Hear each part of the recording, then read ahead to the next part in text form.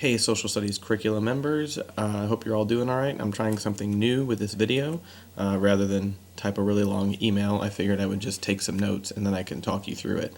So just a quick update for our timeline. We'd like to have the curriculum should be finalized by April 3rd and to be taken to the board for approval in May.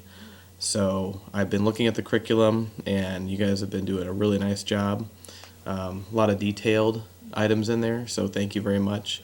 One thing that I need to address is that underneath the Taking Informed Actions box, we're going to add an interdisciplinary connection box, a text box.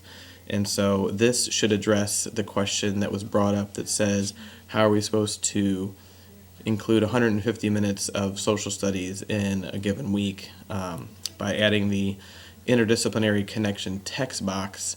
Under that, you can talk about ways that you can integrate a social studies lesson in other areas, such as, I'm going to talk about symbols and things like that in my nonfiction whole group reading. So you can kind of integrate the social studies and pair that with your reading if you need to kind of essentially double dip the minutes because everyone's already stretched so thin. I also talked to Dr. Tormala because some questions came up about how do we adjust the scales. As far as her input was, if you're going to adjust the scales, that's fine because some things are going to need to be changed, but just keep it really, really simple. We don't want to get too crazy with things like changing anything on the grade card. So when you're adjusting the scales, just keep it simple as far as your sample tasks and things like that. Don't be stressed out and overwhelmed with those changes.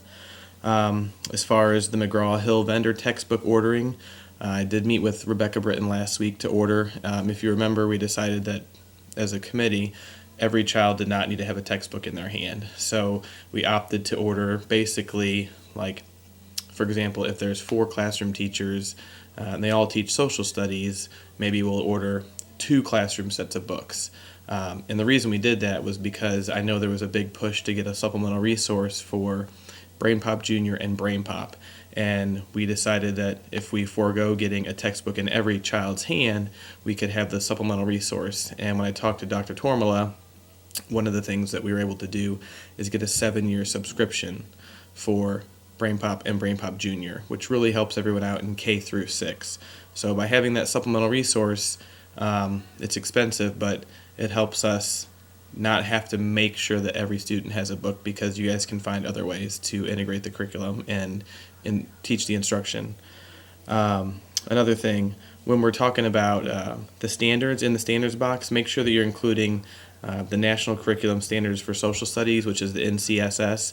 So what I've done is in this email, if you go back after you watch the video, I had 2 attachments, and one attachment is a screenshot of the interdisciplinary connection text box underneath Taking Informed Action, and then I also included a screenshot of what an example would be for the NCSS standards taken from a template from kindergarten, I think.